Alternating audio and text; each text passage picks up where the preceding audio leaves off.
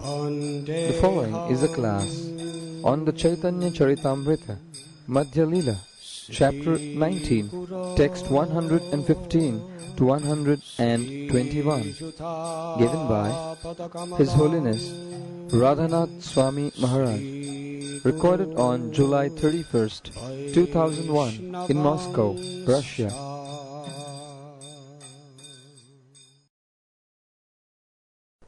Krishna Tattva Bhakti Tattva Rasa Tattva Pranta Sabasi Kaila Prabhu Bhagavat Siddhanta.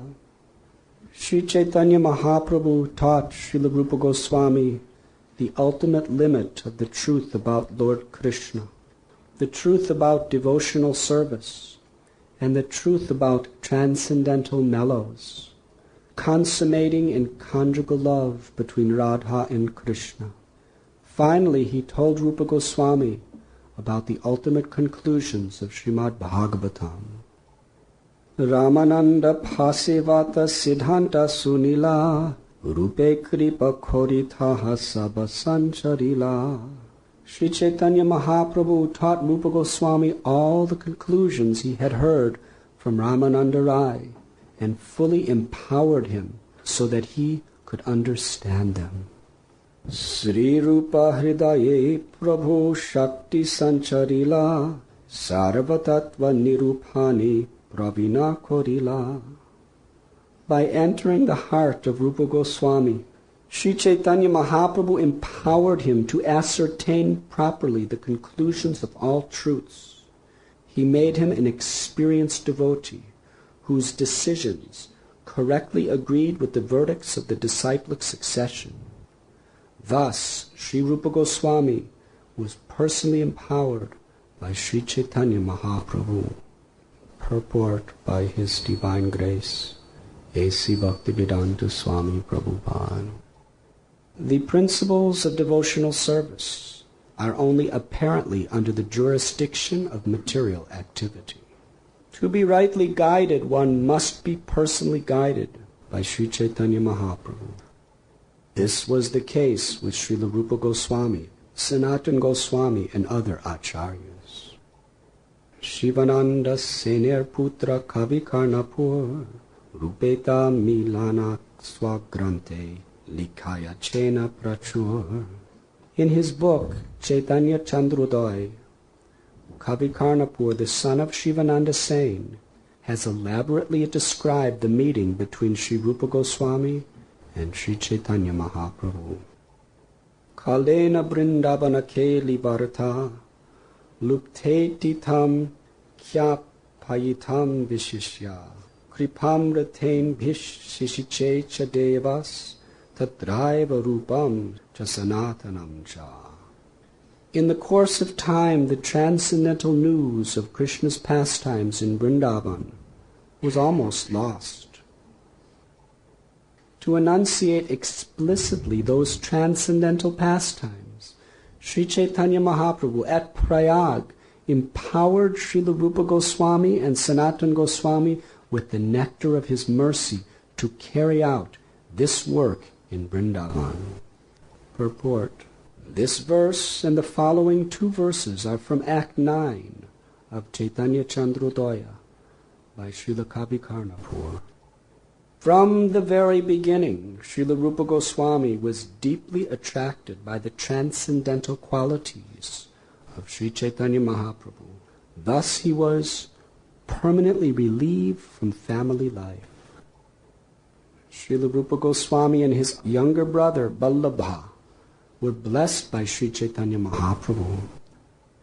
Although the Lord was transcendentally situated in his transcendental eternal form, at Prayag, he told Rupa Goswami about transcendental ecstatic love of Krishna. The Lord then embraced him very fondly and bestowed all his mercy upon him.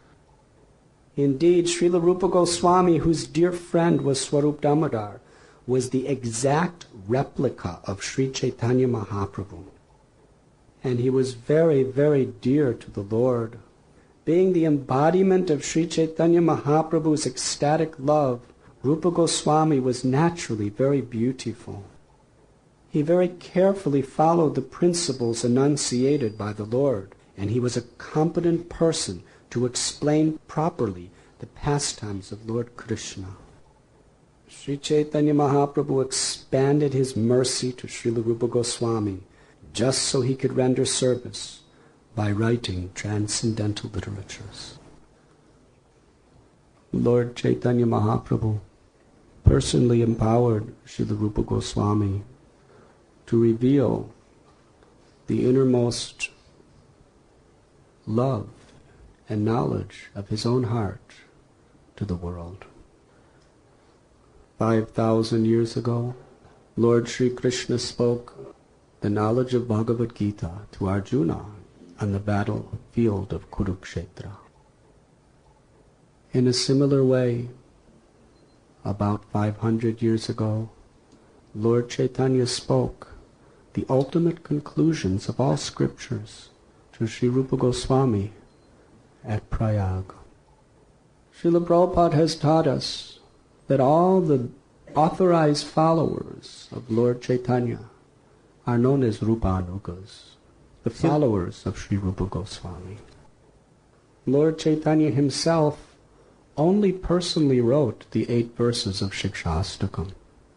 It was through the 6 Goswamis, headed by Rupa Goswami, that he personally revealed the transcendental philosophy of devotional service. Rupa Goswami is, in the spiritual world, the intimate associate, maidservant of Sri Sri Radha and Krishna. His name is Sri Rupa Manjari. He has descended along with Radha and Krishna, who appeared as Lord Chaitanya, to help them in their divine mission. That mission is to dispel all misconception and ignorance and establish the true glory of the pure devotional service of Vrindavan. All of the most purified, highly realized Acharyas have worshipped Sri Rupa Goswami as their guru. His glories are unlimited. It is not possible for a conditioned soul as myself to properly speak. But on the order of the Vaishnavas, in your service, I will make some attempt. Like a bird trying to fly across the sky, how far can he go?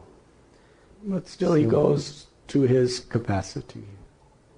In the same way, we make some insignificant attempt to describe the glories of this divine personality. Last year, on this very day of Sri Rupa Goswami's disappearance, I was in Vrindavan worshipping Rupa Goswami at his Samadhi Mandir in the Radha Damodar temple, trying to offer sincere prayers at the lotus feet of Sri Rupa Goswami and Srila Prabhupada. At that time, it was just in the afternoon, the pujaris gave me a full plate of the Mahaprasad that was offered to Rupa Goswami on that day in his Samadhi. The associates of Sri Chaitanya Mahaprabhu, in his spirit, are most merciful to the most fallen. Srila Jiva Goswami describes the genealogy table of Sri Rupa Goswami. In the 12th century of the Shaka era, there was a Brahmin of the name Sarvagya Jagadguru.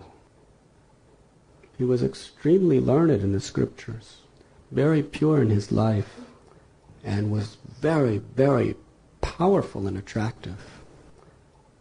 In this way, they made him a king in the province of Karnataka.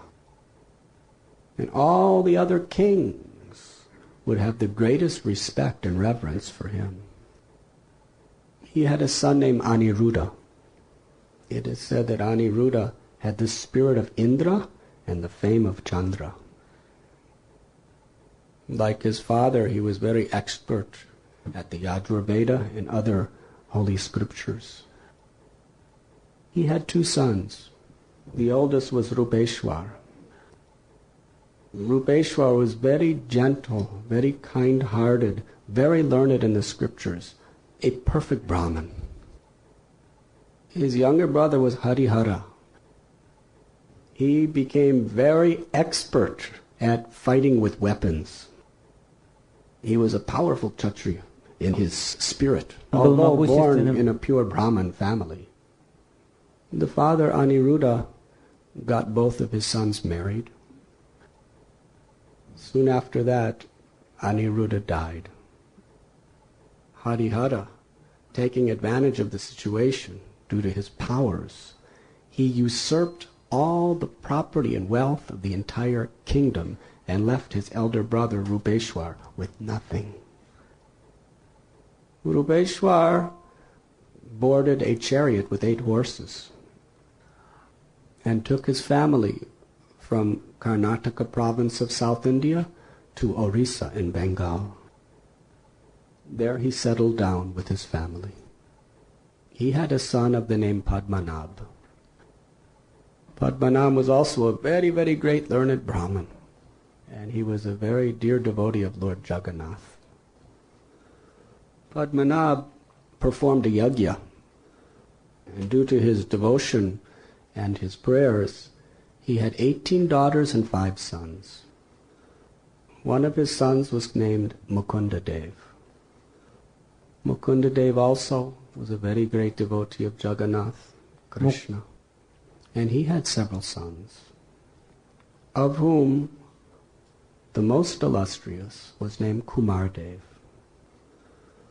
Kumardev was married to a very chaste and pure-hearted lady named Revati. Such a great devotee, an exalted person he was.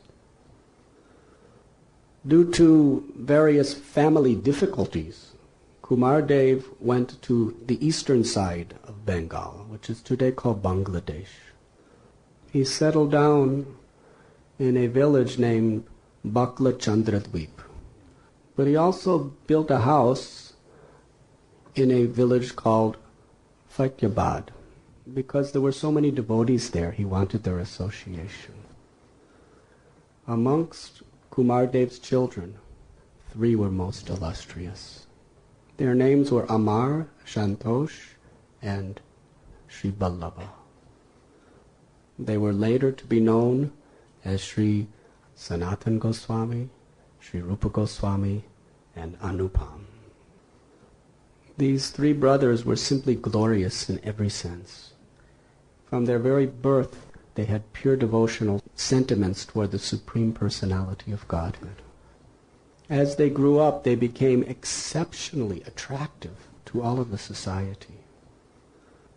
They had beautiful bodily features. They were perfectly noble and self-controlled. Their minds were clear and clean. They had no envy toward anyone. They were simply embodiments of the Lord's love. Due to their attractive influence on the people, the ministers of the Nawab Hussain Shah, King of Bengal, brought this to his attention. He decided, I must have them as my ministers. The whole Hindu population will be cooperative with me if these 3 powerful souls become my men. They were approached by the Nawab Hussain Shah. He was a cruel meat-eater, Malecha, who hated and persecuted Hindus. But he told them, if you become my chief ministers, then I will protect you and I will protect the Hindu community. If you do not, then I will persecute. A devotee is paradukkha dukhi. He cannot tolerate seeing the sufferings of others. Therefore, Rupa, Sanatana, and Anupam accepted what they considered the most abominable condition of life just to protect the other devotees. They were so expert as ministers of the Nawab Hussain Shah that the king, the Nawab, accepted them as his own brother. he even did something that was exceptional. The Nawab Hussain Shah awarded 2 Hindus that were devoutly following their religion very exalted Muslim titles. He gave Sanatan the name Sakar Malik and Rupa Goswami the name Dabir Khas. The Nawab Hussain Shah was a violent and cruel ruler. He was very, very passionate to use more and more property. So while he was out conquering other lands, he practically turned over the entire administration of his kingdom to Rupa and Sanatan. In fact, he even divided his own personal wealth with them. He bestowed upon them an immense treasury of money. In the city of Ramakeli, he built them extraordinary, opulent palaces, one for each of the brothers. Of course, Rup, Sanatan, and Anupam were always immersed in the loving service of the Lord. On their property in Ramakeli, Rup and Sanatan built a beautiful, beautiful garden that was a replica of Vrindavan. They called it Kadamba Kanana. There they excavated the places of Lord Krishna's Leela. They created a Radha Kund and Sham Kund. They built a beautiful temple and installed the deity of Madan Mohan.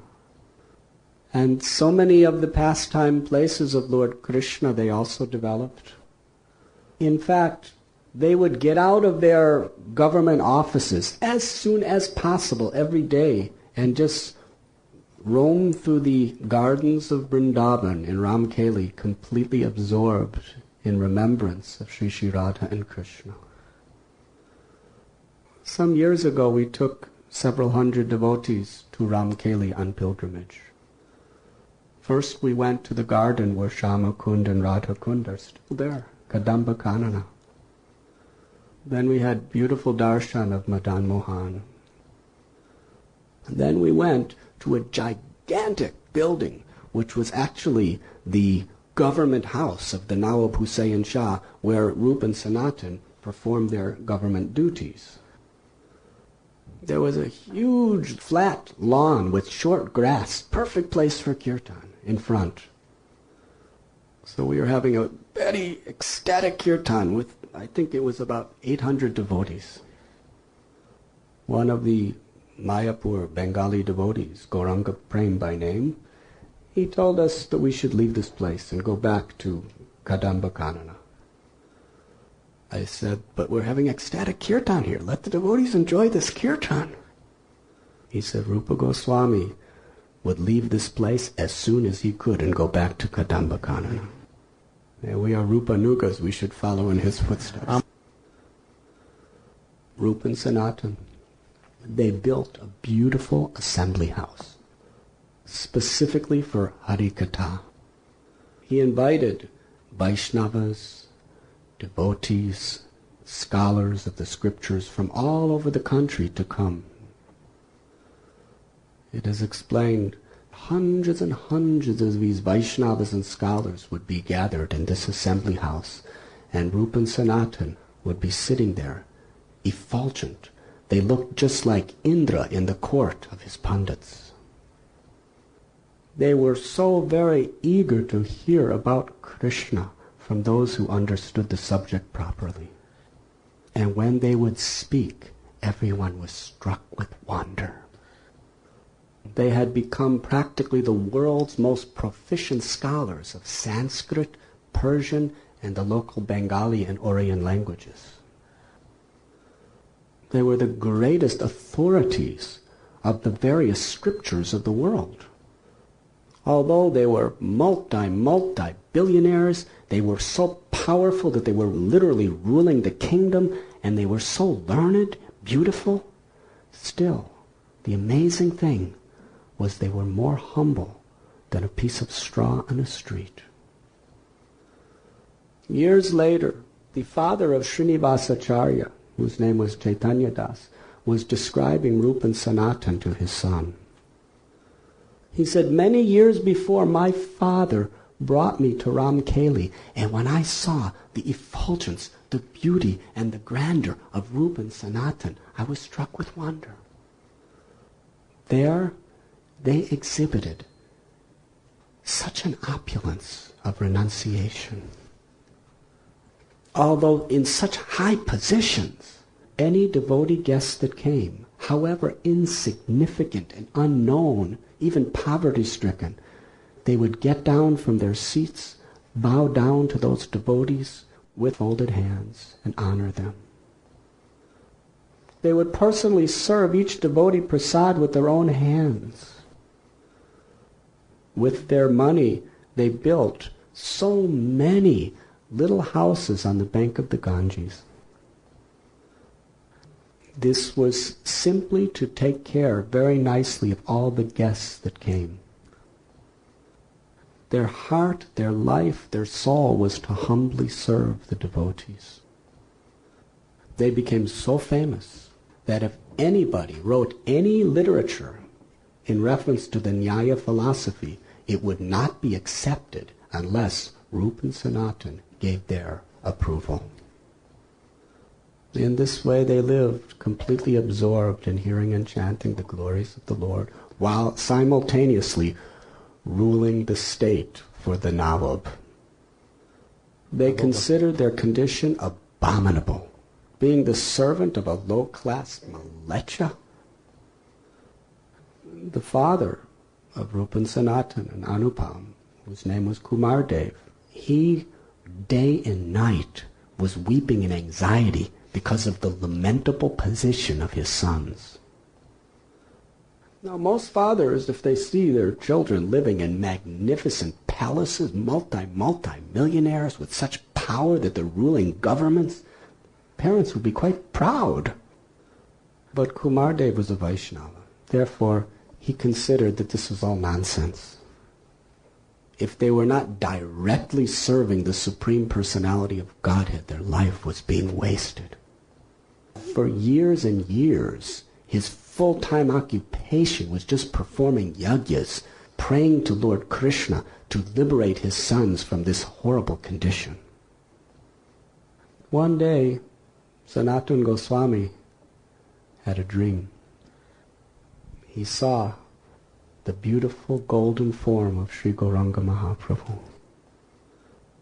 In that dream, he understood that he is the Supreme Personality of Godhead. Immediately, he told this dream to Sri Rupa Goswami, who was his younger brother. Sri Rupa confirmed, yes, I know it for certain. According to the Shastras, according to all evidence, Lord Chaitanya is the Supreme Lord Krishna himself, incarnated on earth. So Rupa and Sanatana and Anupam approached their mother. She said, yes, you should get out of this government service, somehow or other. Only Lord Chaitanya can save you. Why don't you write a letter to him? So they wrote a letter to Lord Chaitanya and delivered it. They explained their whole situation and their deep desire to get out of this Nawab Hussain Shah's clutches and render direct loving service to the Lord himself. They waited a long time, but there was no reply. They sent another letter. No reply. They sent another letter. No reply. Finally, after many attempts, they received a reply, which was only one line.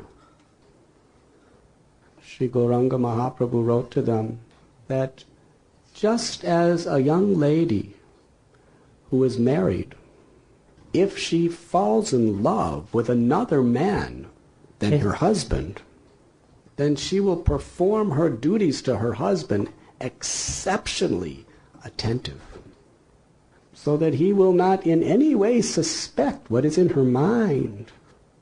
But in her mind she will be constantly absorbed in meditating on her paramour. That's all he said.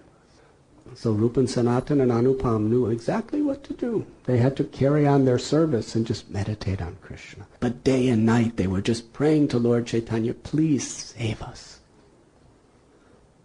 The Lord is in the heart of all living beings, and He always hears the prayers of His devotee.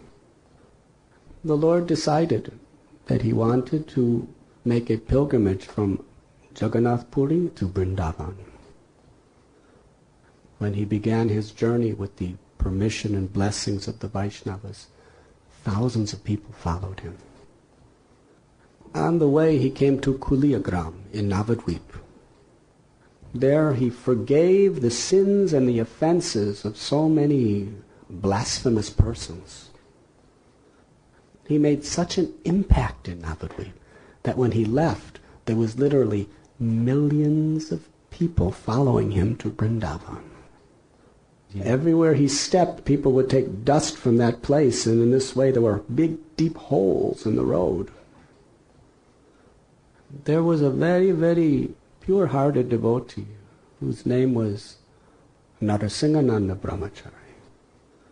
And he sat in meditation. He had no property, no wealth, but he had devotion. He began in his mind to decorate the road so it was a very comfortable journey for Lord Chaitanya. He covered the entire road with soft flowers that had their stems plucked from them. He ornamented the road with gold and silver and diamonds and emeralds. In his mind, he created very clear water lakes with swans, auspicious birds, and all auspicious trees. At a certain point in his meditation, he was not able to decorate the road any farther. So he came out of his meditation and told the devotees in Puri that Mahaprabhu will not go to Vrindavan. What are you saying? He won't go to Vrindavan. For 3 years he was trying to go to Vrindavan. We kept tricking him and tricking him and tricking him to keep him in Puri. Finally, he had such an intense desire. He said that my heart is broken. I am lamenting. I'm feeling great longing. Please give me permission to go to Vrindavan. Narasimhananda Brahmachari said, no, he will not go. He will go as far as Kanai Natashala, then he will come back. You wait and see. So Lord Chaitanya took a very indirect road that was out of the way of going to Vrindavan because he wanted to go to Ramakeli. By the time he arrived at Ramakeli, the place where the Nawab Hussain Shah had his palace, there were millions of people loudly chanting Hare Krishna as Sri Chaitanya Mahaprabhu was dancing. Now, please understand, this Nawab Hussain Shah was a cruel, violent demon. Srinivas Acharya explains that the 6 Goswami were dira dira. To both the gentle and the ruffians, they were very dear. Because of Sanatan and Rupa and Anupam, he allowed the Hindus to exist, but there was a law that there was absolutely no public demonstrations of their religious faith. Otherwise they would be tortured, beaten, plundered, or even killed.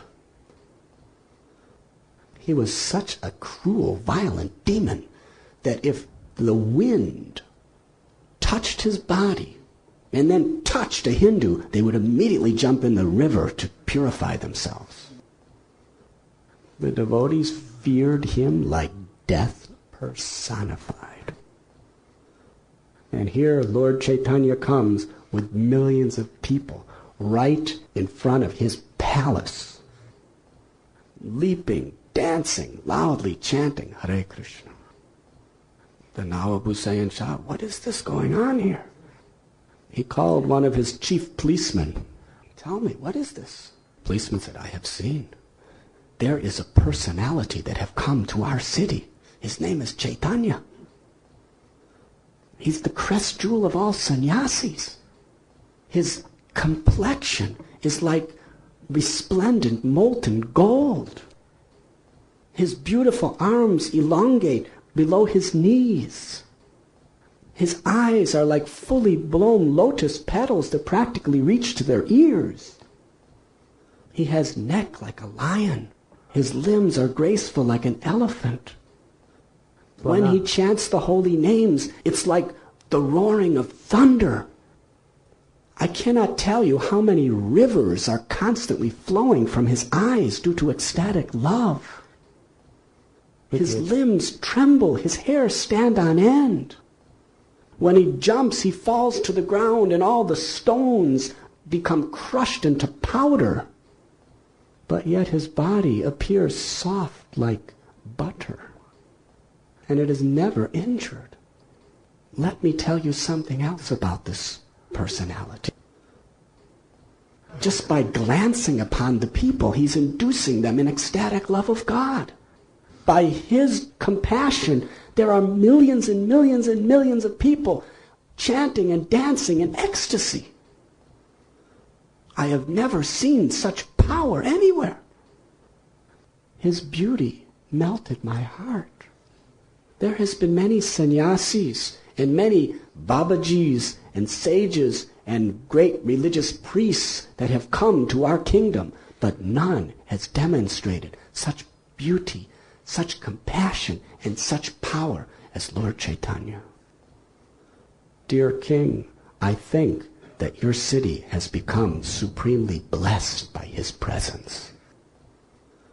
Nawab Hussain Shah wanted to hear some more about this person.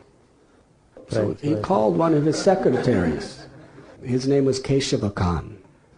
He asked, this Chaitanya, this sannyasi, prophet, please tell me something about what's happening out there.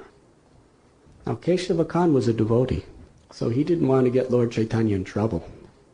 He knew how envious was Nawab Hussain Shah. So he said, actually, these are all exaggerations and rumors. Actually, he's just a simple beggar going to a few houses doing madhukari. He has a few followers. Nobody cares about him.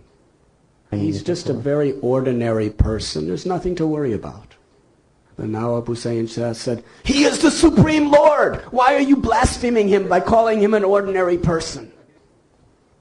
I declare a law that this Lord Chaitanya, he can preach, he can chant, he can dance anywhere and everywhere he wants in my kingdom with full freedom. And if anyone disturbs his ecstatic preaching, whether they be a policeman, a politician, or a qazi, then I will arrest them, I will torture them, and I will kill them. He never even saw the Lord. Just by hearing about the qualities of Lord Chaitanya, this tyrant became soft in heart. Meanwhile, Mahaprabhu was having glorious kirtan. But some of the servants of the king who were devotees, they understood that this king is very unstable in his mind. If he hears something against the Lord, he may just send his soldiers to attack. So they sent one Brahmin, and he had a message requesting Lord Chaitanya to stop the kirtan and go somewhere else. Please listen very carefully. When Lord Chaitanya was in kirtan, there was no question of any managerial considerations. He was so absorbed in chanting and dancing that nobody could speak a word to him. This messenger stood there with the message for several days. And there wasn't even a second break where Lord Chaitanya was not loudly chanting Hare Krishna and dancing in ecstasy. Finally, he told the message to some of the Lord's devotees because the Brahmin had to go. And the Lord understood their heart, and he stopped the kirtan. And he called out with a very thunderous voice. He said, when I am here, why are you afraid of this king? There should be no fear. I am the controller of all controllers. If I do not give the power to walk to the king, then how will he come here? If I do not give him power to speak, then what will he say to me? I have descended into this world in the age of Kali to spread love of God through the congregational chanting of the holy names. And this was the place where that famous verse was recited. I declare that in every town and in every village throughout the world, my holy name will be chanted. Srila Prabhupada ki. After this, Lord Chaitanya ended the kirtan, made everyone very happy. Then he went to rest. That place where he rested is still there. He was sitting under a tamal tree. Just next to this tamal tree is a kadamba tree. The kadamba tree is most dear to Krishna because it reminds him of Sri Radha. And the tamal tree is most dear to Sri Radha because it reminds him of the Sham Sundar. Lord Chaitanya Mahaprabhu is Sham Sundar, with the complexion and the devotional sentiments of Sri Radharani. So he was sitting under these trees. It was late at night. At that time, Sakar Malik, Dabir Kas, and their brother Sri Vallabha decided that they wanted to visit Lord Chaitanya. Please try to understand, this was the darshan they have been praying, longing for years.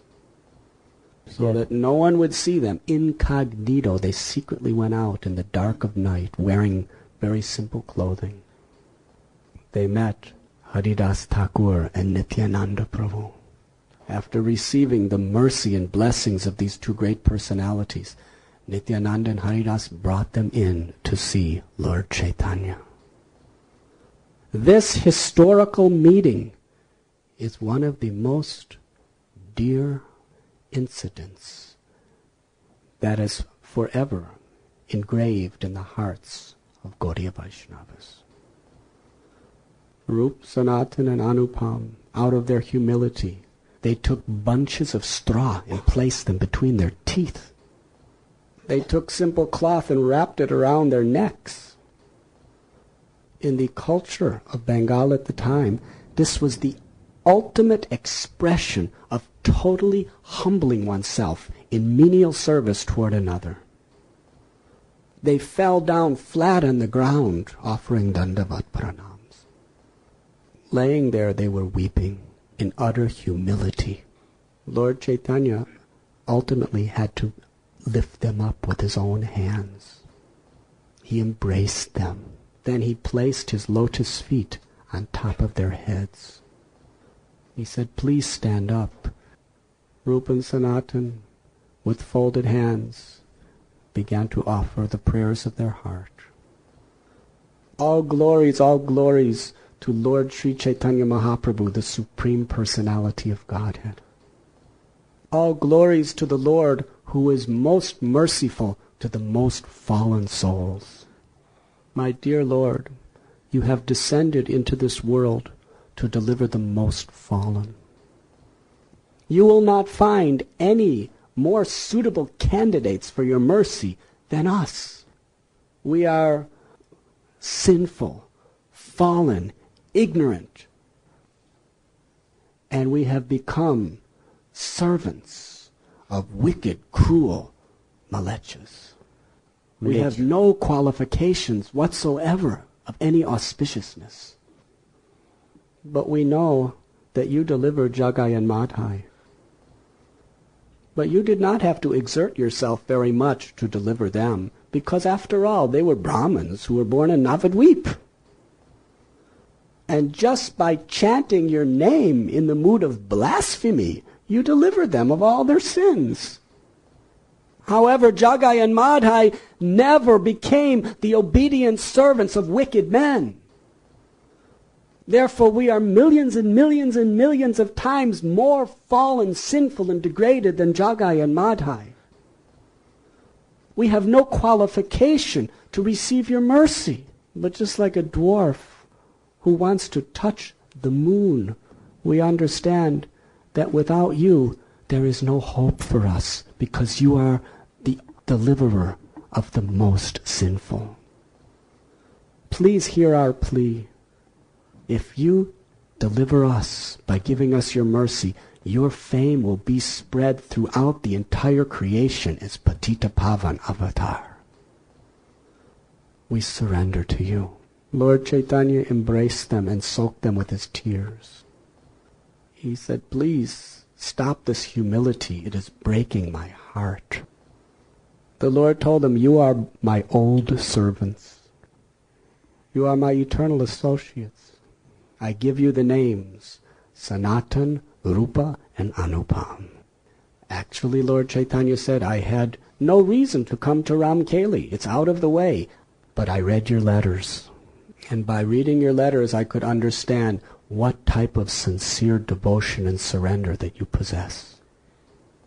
So I came here just to deliver you. Do not fear. Krishna will free you from all of your bondage. Rup, Sanatan, and Anupam were overwhelmed with joy. Then they presented to Lord Chaitanya that it's best if you don't stay in Ramkeli any longer, because this Nawab Hussain Shah, we don't know what he'll do from one minute to the next. And also, my lord, you are going to Vrindavan with millions of people.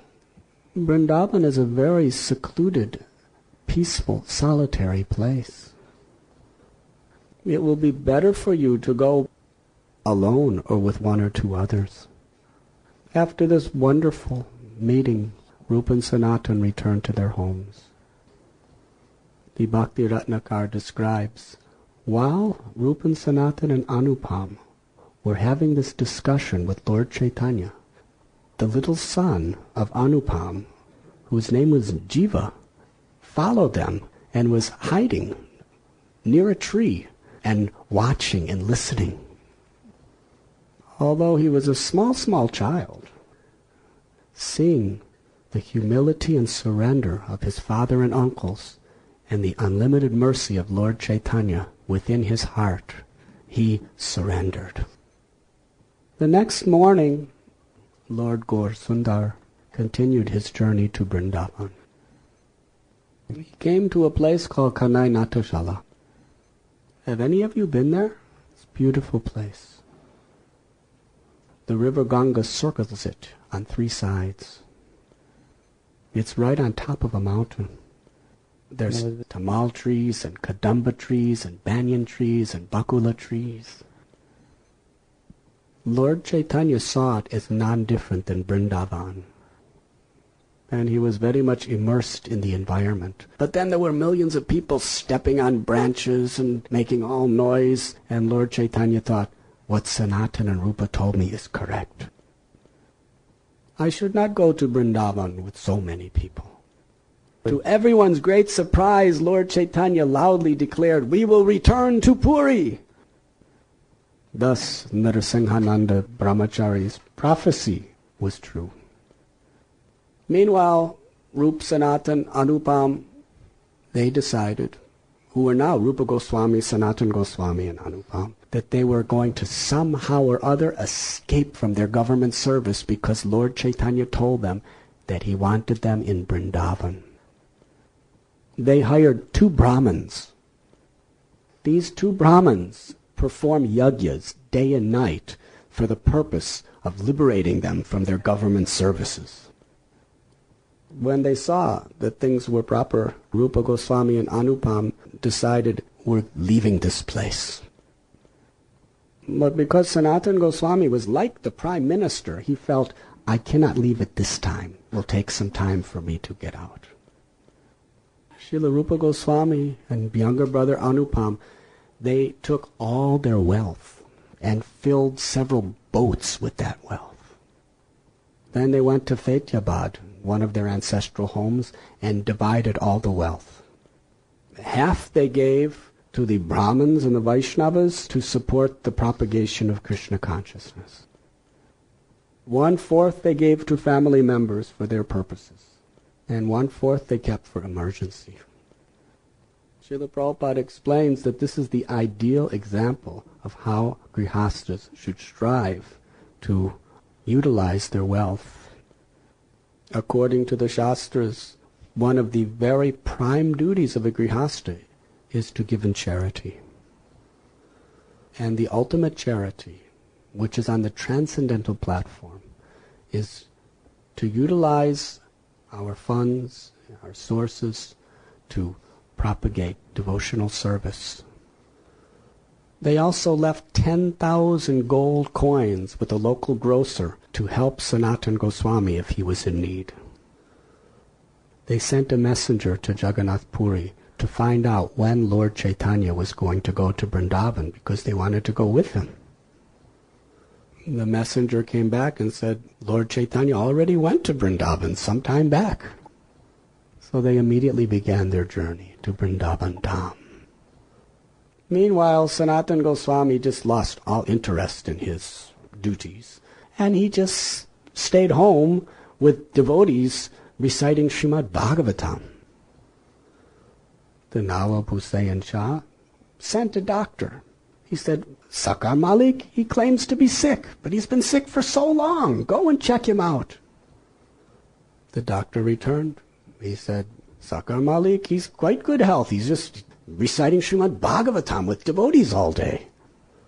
Nawab Hussain Shah personally entered into Sanatan's home. He was outraged. I have treated you like my own brother. I have divided my kingdom with you. You have to understand, your older brother is very fond of conquering lands and killing people and killing animals. I'm going to conquer Orissa. I need your help to maintain the kingdom. Give up all this nonsense. Sanatana Goswami said, I resign. I will no longer perform any governmental duties for you. Now you can do whatever you want with me. You are the king. God is in your heart. You can punish me any way you like. Nawab was furious. He stormed out of that place and ordered Sanatan to be put in prison. Sanatana Goswami was put in a prison with a ball and chain on his legs. Meanwhile, Rupa Goswami and Anupam, with great anticipation of darshan of Lord Chaitanya, they traveled toward Vrindavan. Lord Chaitanya resided in Vrindavan for 2 months. He traveled through all the 12 forests. He discovered Radha Kund, Shama Kund, and other eternal places of Krishna's Leela that had been lost to the view of the world. For some time he was living at the Akrura Ghat, and every day he would come to chant the holy name sitting at Imlital on the banks of Jamuna. No one can fathom the ecstatic satisfaction of Lord Gauranga in Vrindavan. It is said that when Lord Chaitanya was in Puri, the thought of Vrindavan increased his ecstatic love by hundreds of times. When he was roaming through the Jarikhanda forest en route to Vrindavan, his ecstasies were increased thousands of times. When he entered into the district of Mathura, his ecstasies increased millions of times. And when he was wandering through the 12 forests of Braj Bhumi, his ecstasies increased unlimitedly. But at Akrura Ghat, so many people were coming and inviting the Lord to come to their homes. Most all were Brijbasis. You don't want to offend them. The Lord's servant, Balabhadra Bhattacharya, was under tremendous pressure. Plus, Lord Chaitanya's ecstasies were out of control sometimes. So Balabhadra Bhattacharya said, we should leave Vrindavan, my Lord, please. Soon the month of Magh is coming, and there's a very nice Magh Mela festival at Prayag. We should go there. So the Lord, just to please his devotee, left Vrindavan. They arrived at Prayag. In the Vedic scriptures, that place is called Prayagraj. It is king of holy places. It is there that the Ganges and the Jamuna and the river Saraswatis all meet. Krishnadas Kaviraj Goswami explains that for all the millenniums that these 3 rivers met at Prayag, never did these rivers overflow and flood the city.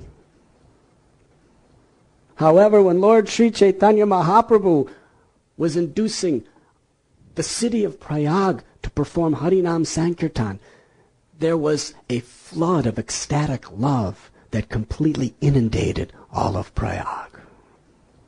Srila Rupa Goswami and Anupam arrived at that time. There was a glorious kirtan at the temple of Veni Madhava. That deity is still there for those of you who visit Prayag. in front of the beautiful Murti Veni Madhava, Lord Chaitanya Mahaprabhu was exhibiting the beauty of his ecstatic love. Massive crowds of people were gathered around, just staring, unblinking at his beauty. He induced them all to dance and to chant. It was a tumultuous roar of Harinam Sankirtan. Rupa Goswami and Anupam offered their prostrated obeisances from a distance. After many hours of flooding Prayag with the inundation of love of God, Lord Chaitanya went to a Deccan Brahmin's house for prasad. As he was taking prasad, Sri Rupa Goswami and Anupam approached. He had just finished prasad. They offered their obeisances from a distant place.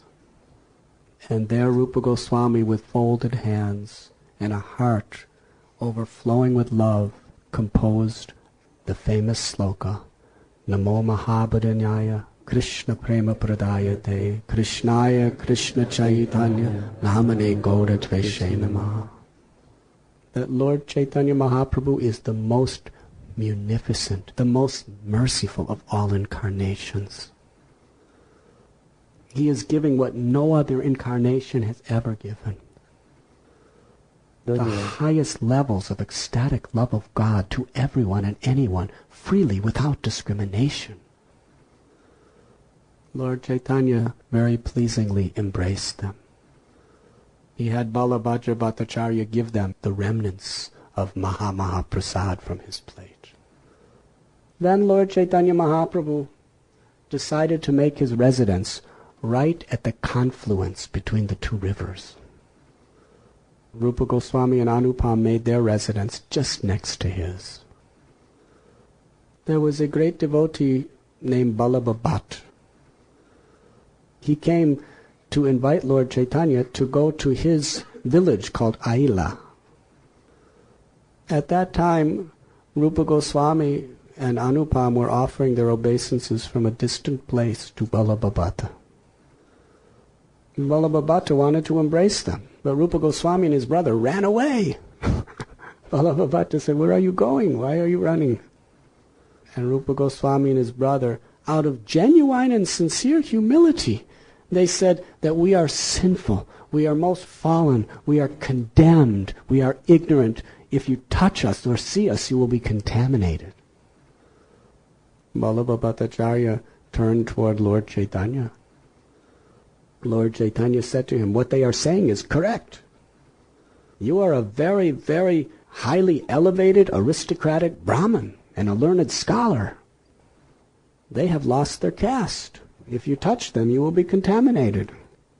The Lord was testing Ballabha Bhatt. But Ballabha Bhatt said, "I can see that from their mouths constantly chanting the names of Krishna.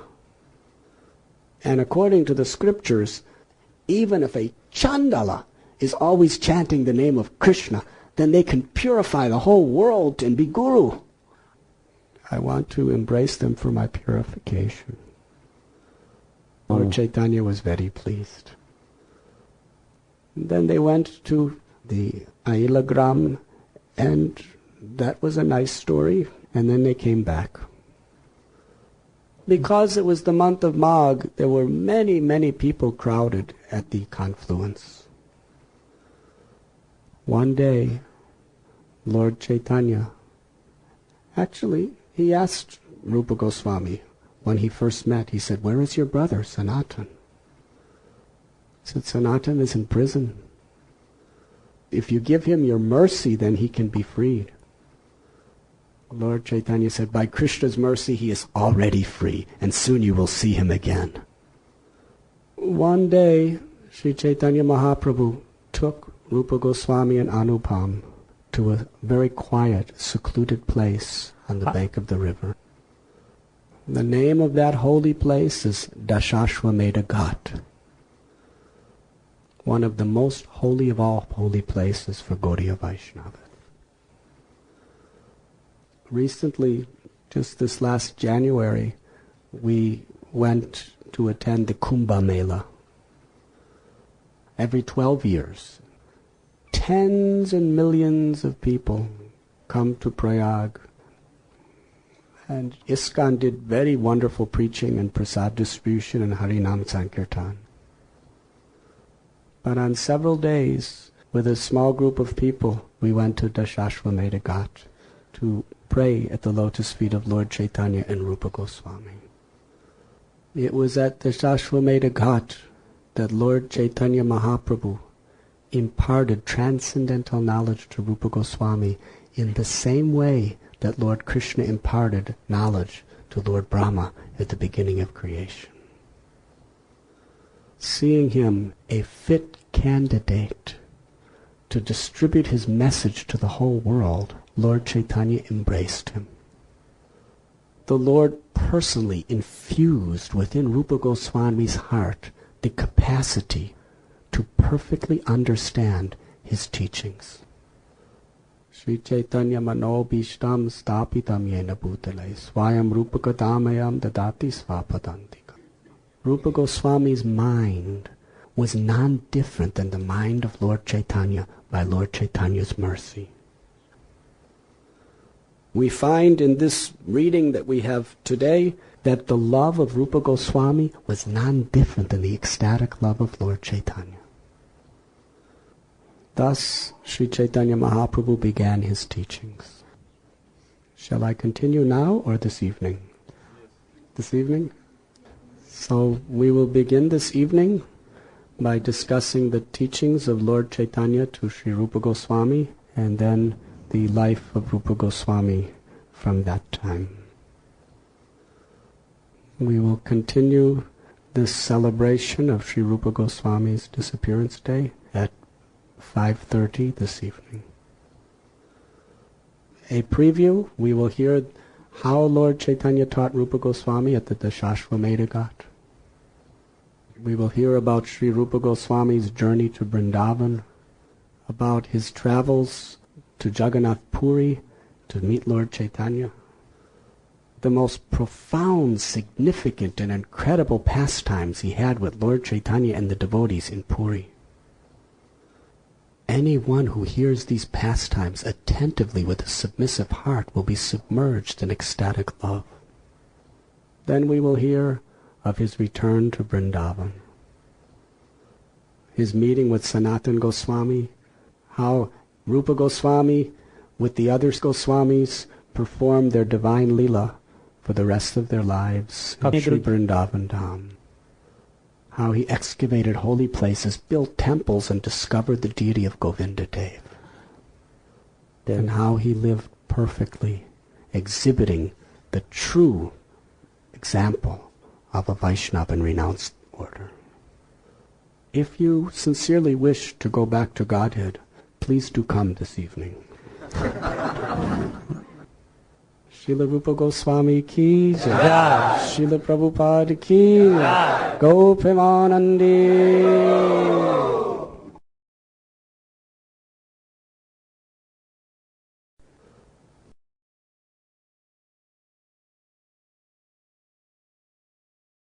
Today being the very auspicious disappearance day of Srila Rupa Goswami, we will continue the narration which we began this morning. Rupa Goswami met Lord Chaitanya in Prayag. They were living very close to each other at the confluence of the Jamuna, Ganga and Saraswati. Because there were such large crowds of people, Lord Chaitanya took Sri Rupa Goswami and Anupam to a secluded place, just on the bank of a holy river. It is called the Dashashwamedha Ghat.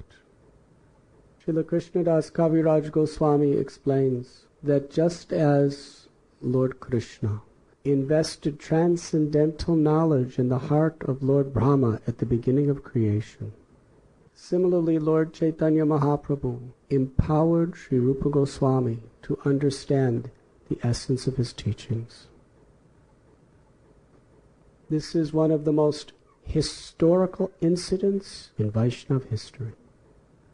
For it was at the Dashashwamedha Ghat at Prayag that Sri Chaitanya Mahaprabhu planted the seed which would later expand into a flower that would spread the fragrance of love of God throughout the entire world. Lord Chaitanya considered Rupa Goswami a suitable candidate to be empowered with the most confidential understandings of his own heart. Because of his genuine humility, his renunciation, and his sincere desire for devotional service. At the very spot where this sacred conversation took place, Srila Bhakti Siddhanta Saraswati Thakur later installed deities of the footprints of Lord Chaitanya to commemorate this great pastime. Recently we were there praying to Sri Rupa Goswami for his causeless mercy. And millions of devotees have gone to that place over the centuries. Lord Chaitanya began his teachings. He explained that the subject of devotional service to Lord Krishna is like a vast, unlimited ocean. And that he was going to make a sincere attempt to explain a portion of one drop from that ocean. There are 8,400,000 species of life within the universe. There are two categories. There is the moving and the non-moving. Of the moving species, most are animals and fish and insects and reptiles and birds. It's very rare to attain the human form of life. This human existence is especially meant for God realization. However, the majority of human population is uncivilized, which means they do not follow the guidelines of the Holy Scriptures. Of that rare segment of the population that follows the regulations of the Scriptures, most of them do not actually follow. They just have some faith by moving their lips. And of those who follow the rules and regulations of the Scriptures, most of them are on the path of karma kanda. They worship God so that they can improve their pleasures in this material world. But Krishna tells us in Gita, Abrahma bhuvana loka punar avartanorjana mamupejatu kondya punar janmana vidyate. From the highest planet in this material world to the lowest, they're all places of suffering, because repeated birth and death are inevitable. There is no possibility of finding a solution to material suffering by any materialistic attempt. Of such fruitive workers, it is very, very rare to find one wise man who is seeking liberation. But liberation is only the negation of the sufferings due to material attachment. There is no actual satisfaction of the soul in liberation, because the liberation is looking for endless, eternal love. And out of many, many such wise persons who seek liberation, it's very rare to find one pure devotee of Lord Krishna. Why is Muktanam api saravesham madgyatenantaratmana sharavan bhajate sameyukta tamasam. Muktanam api siddhana narayana parayana sudulabha prasantatma kotishvapi mahamuni. That out of many, many people who have attained mukti, out of many, many people who have attained the mystic cities, it's very, very rare to find one pure devotee of Lord Narayan, because he's the only one who can actually be peaceful. Then Lord Chaitanya explained why this is so. That the living entity, the spirit soul, that is the source of life within everyone, is 1/10,000th the size of the tip of a hair. The spirit soul is an infinitesimal fragmental part of Krishna. It is the eternal servant of Krishna, and therefore its only real satisfaction is to be reconnected through Krishna through devotional service. Krishna tells us in Gita, Bhaktyamam abhijanati yavanyashasmi tatvata. I can be understood only through devotional service. Aham sarvasya prabhavo matta sarvam pravartate iti matva bhajante mam buddha bhava samanvitaha.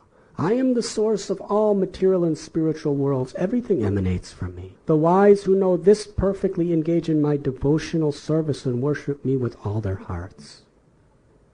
Lord Chaitanya explains to Rupa Goswami that the glory of pure devotional service. He explains how the living entity wanders through millions and millions of species of life. When that living entity receives the greatest fortune, he comes in contact with a pure devotee of the Lord. Through the mercy of such a Vaishnava, the Bhakti Lata Bija, the seed of devotion is planted within the heart of the devotee. That seed of devotion is the most precious treasure in all of existence. The devotee becomes like a gardener who is meant to nourish the seed of devotion. Lord Chaitanya said the nourishment is by watering it with the 9 processes of devotional service, especially hearing and chanting the glories of the Lord. At the same time, we must very carefully protect that young, tender creeper by the association of devotees and following the regulative principles. As we hear and chant the glories of the Lord, the creeper begins to grow. But in the garden of the heart, along with the creeper of devotion, weeds will grow. The weeds of false pride, the desire for honor and prestige, lust, envy, anger, greed, illusion, the propensity for dishonesty, deceitfulness.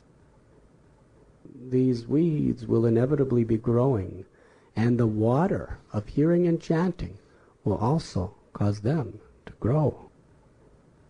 If we are not extremely careful, as soon as we see these weeds, we must immediately uproot them. It's very important we have the guidance of spiritual master and senior Vaishnavas, because for a conditioned soul, it is often very difficult to discriminate what is the Bhakti Lata Bija and what is a weed. If we allow these weeds to grow, they will choke the Bhakti Lata Bij and kill the creeper of devotion.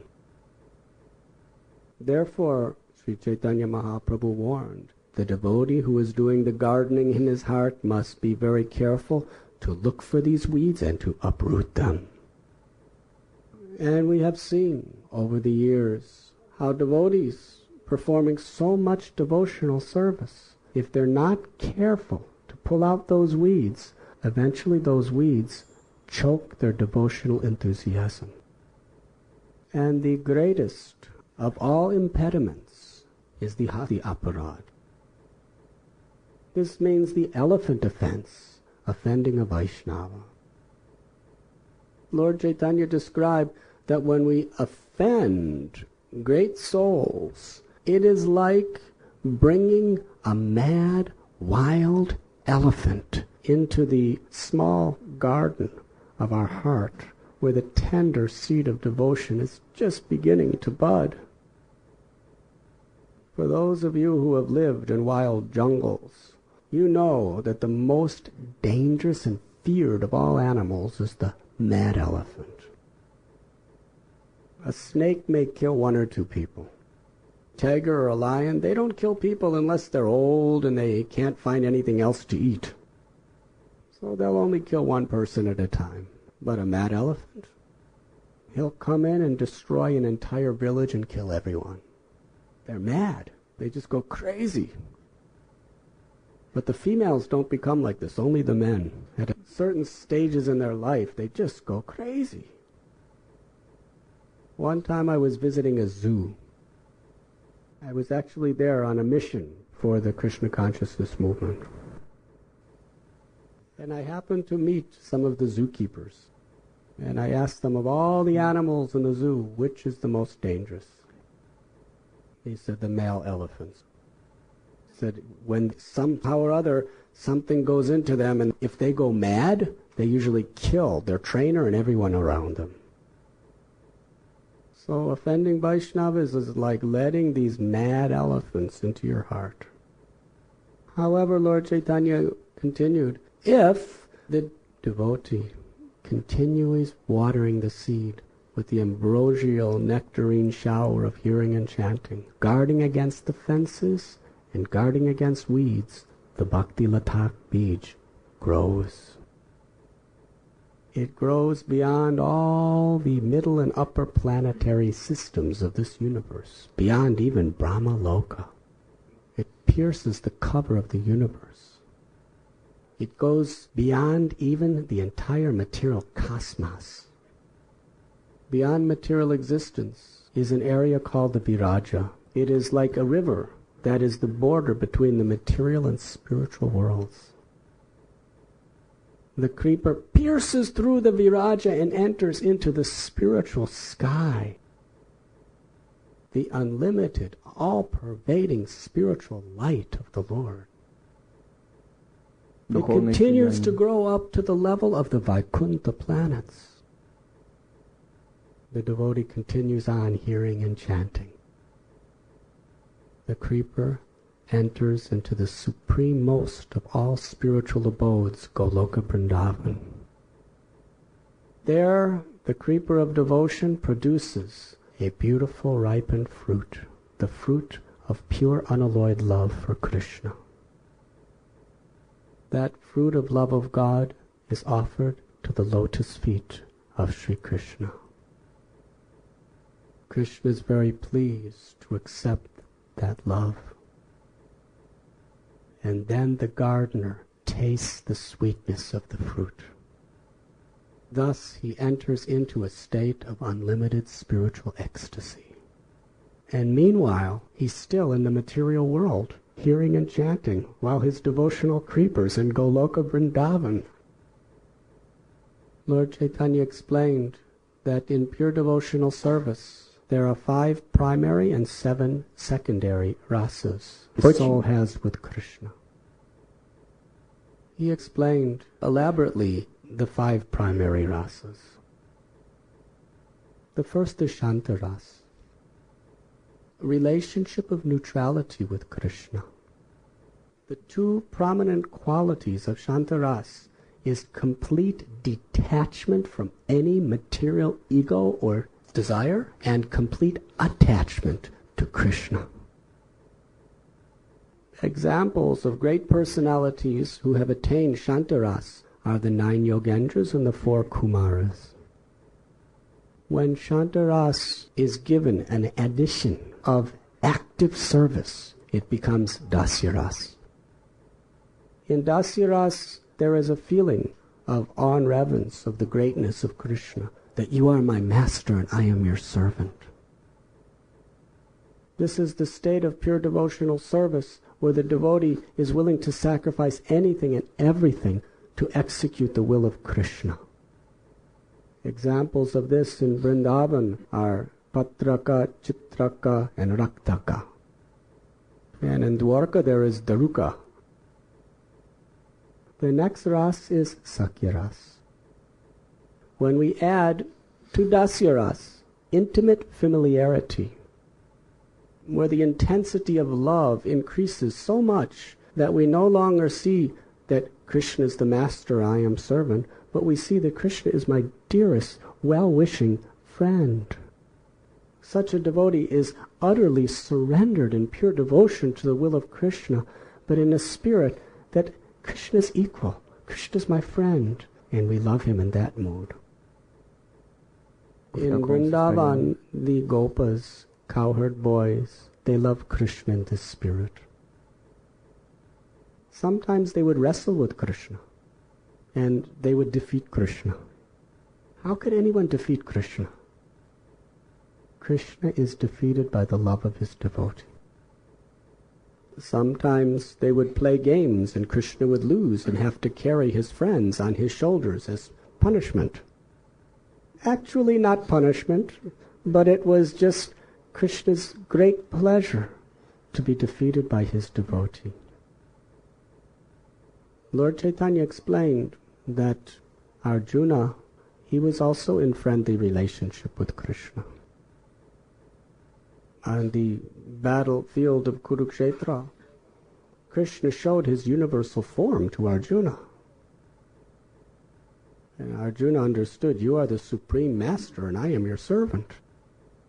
But then when Krishna withdrew his universal form, gradually again Arjuna's friendly relationship with Krishna, which was much more intimate, was awakened.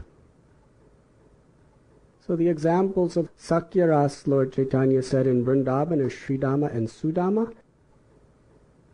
When we add to Sakyaras another special feature, the feeling that I am the maintainer of Krishna, that becomes Vatsalyaras, parental affection. In this parental affection, the devotees feel that Krishna is depending on me. If I do not feed him, he may die. Such pure spiritual love. The examples of Vatsalyaras in Vrindavan are Nanda and Yashoda, and in Mathura and Dwarka it is Vasudeva and Devaki. If we add an even greater intimacy of offering one's body, mind, words, life, everything for the pleasure of Krishna, then it becomes Madhurya Ras. In Madhurya Ras, or conjugal love, the examples in Vrindavan are gopis, the examples in Dwarka are his queens, and the examples in Vaikuntha are the goddesses of fortune. Lord Chaitanya explained in this description of Rasa Tattva that all the rasas in progressiveness contain all the qualities of the previous rasas. Just like the material elements, there is ether, and then air contains ether plus something else, and then fire, and then water, and earth contain all the elements of the previous. Then Lord Chaitanya explained, even within these 5 rasas, there are 2 categories.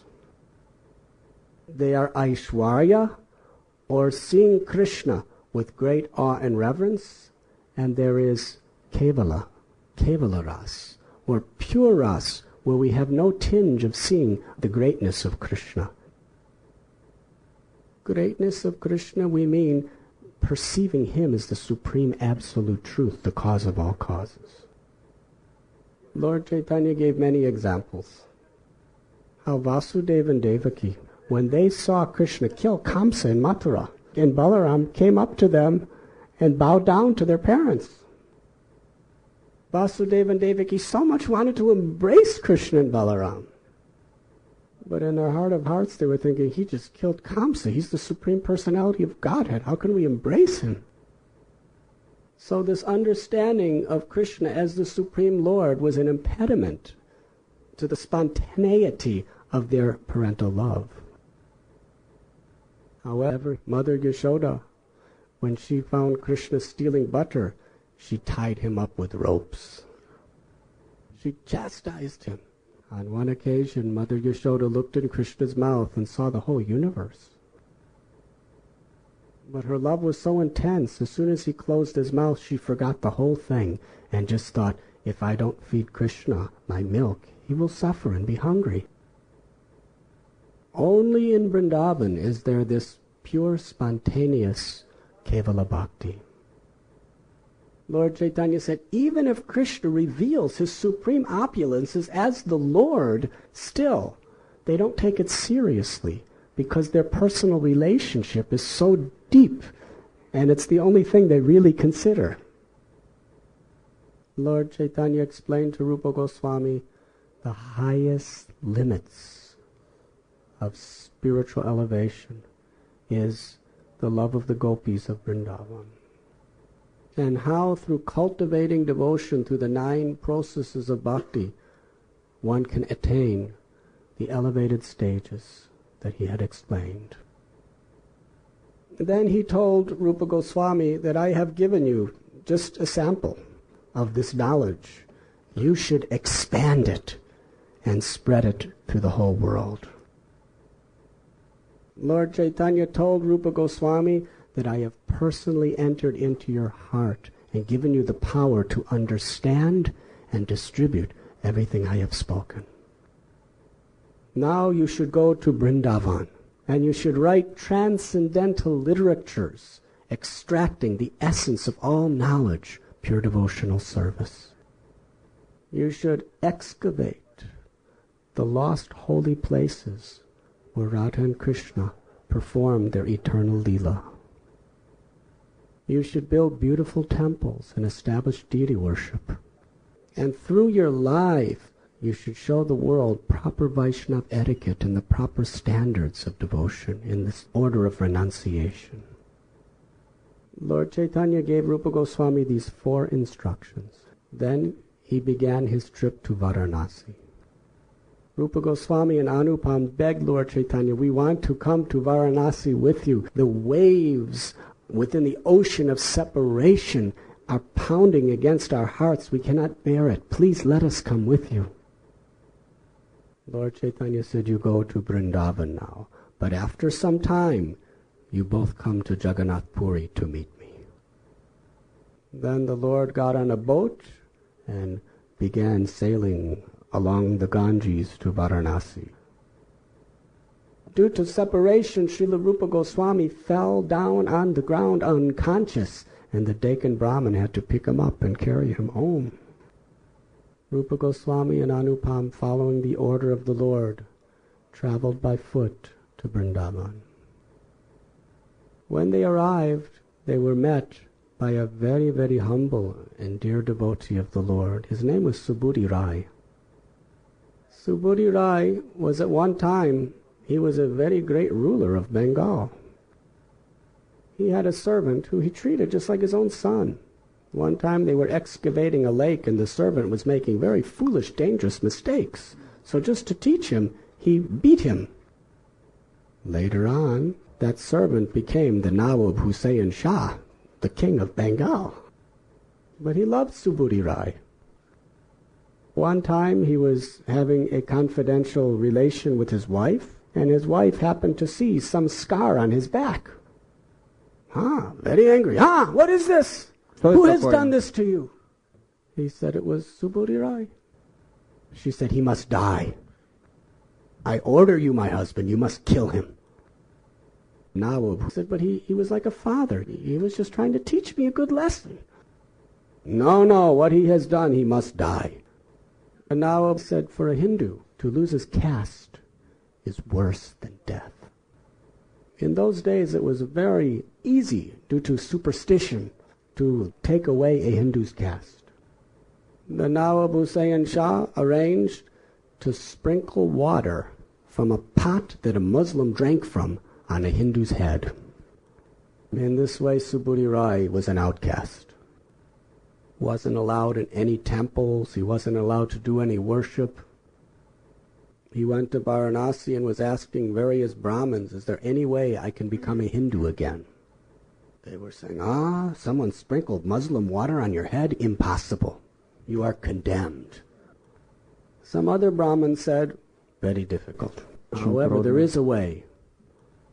You take some pure ghee. You make it so hot that it's smoking. Then immediately you drink it all. And the result is you die. But because you died drinking pure ghee, in your next life you may take birth as a Hindu. So all these Brahmins were giving him different opinions. But Lord Chaitanya happened to be in Varanasi when he was there. He asked him, what should I do?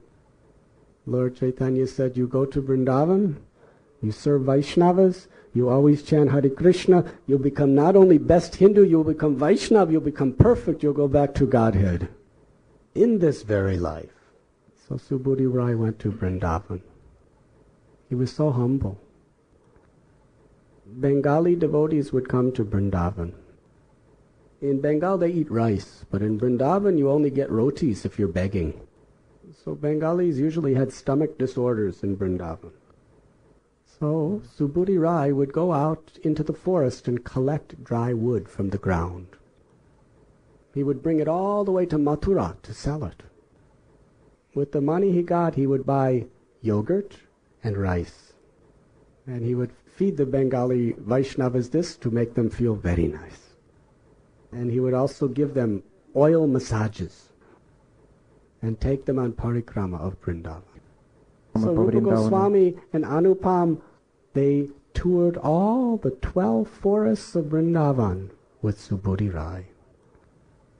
While in Vrindavan, Rupa Goswami had an inspiration to write a drama about Krishna's Leela, containing both his Vrindavan Leela and his Dwarka Leela. Then he decided that we should go to Jagannath Puri on the order of Lord Chaitanya to receive his holy darshan. Rupa Goswami and Anupam traveled along the path of the Ganges. It was their great longing to meet Srila Sanatana Goswami on the way. They went across the path of the Ganges because they felt Sanatana Goswami, escaping from prison, will certainly come by this private road. Sanatana Goswami escaped from prison. He met Lord Chaitanya at Varanasi and there received instructions from him for 2 months. At the end of the 2 months, Mahaprabhu told Sanatana Goswami, go to Vrindavan, you have nothing to fear. So he went right on the main road. Thus he did not see Rupa Goswami. When they came to Varanasi, Rupa Goswami saw millions of people chanting Hare Krishna in massive Harinam Sankirtan. He even saw Prakashadanda Saraswati, the king of the Mayavadis, and all of his disciples had become Vaishnavas by the unlimited mercy of Lord Gauranga. When they entered into Bengal, Anupam, the younger brother of Sri Rupa Goswami, departed from this world. His soul returned back home, back to Godhead. Sri Rupa Goswami very dutifully performed all the last rites for his brother. Because Rupa Goswami took care of the last rites of his brother Anupam, when he arrived in Navadvip to join the devotees on their journey to Puri Dham, they had already left.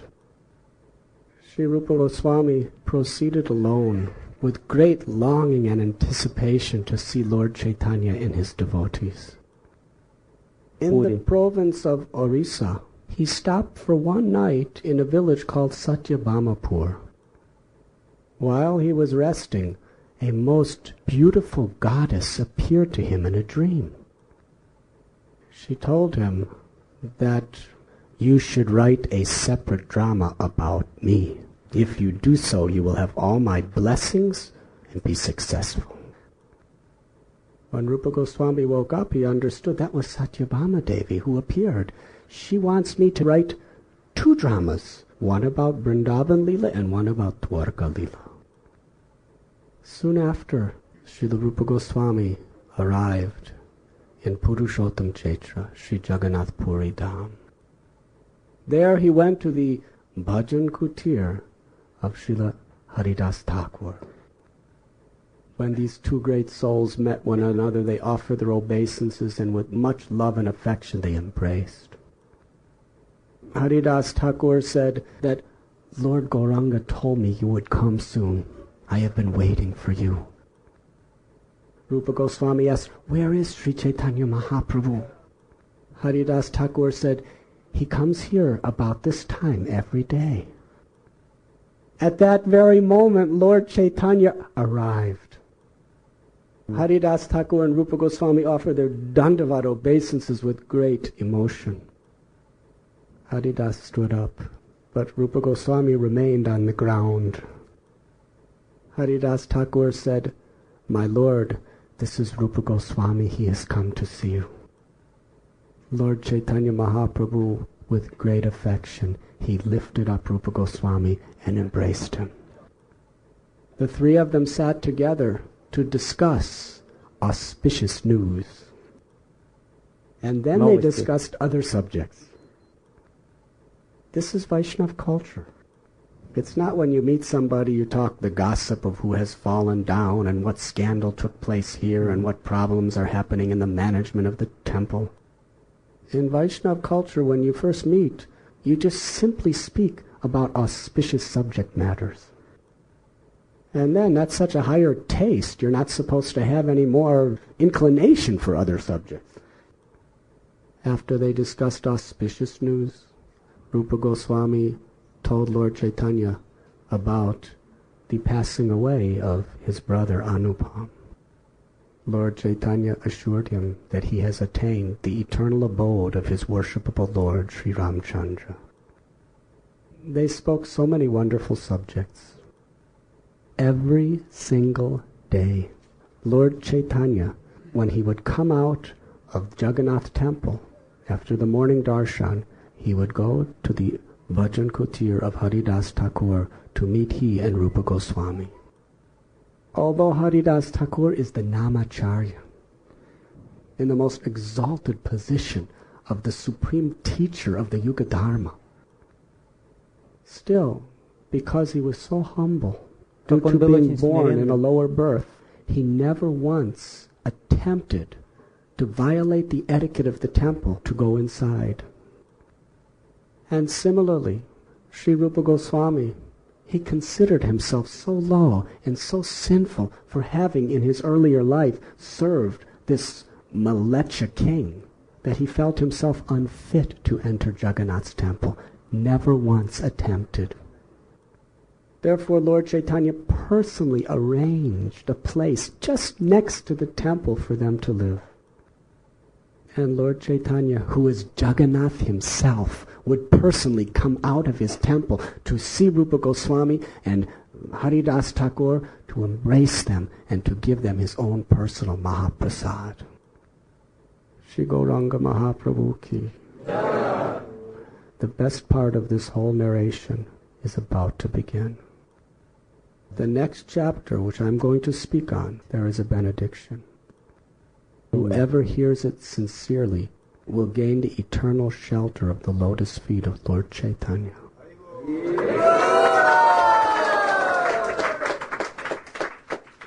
At this time, we are going to celebrate the most glorious Vrindavan festival, Julan Yatra. Do you have any idea what's going on in Vrindavan now? It is the busiest time of the year.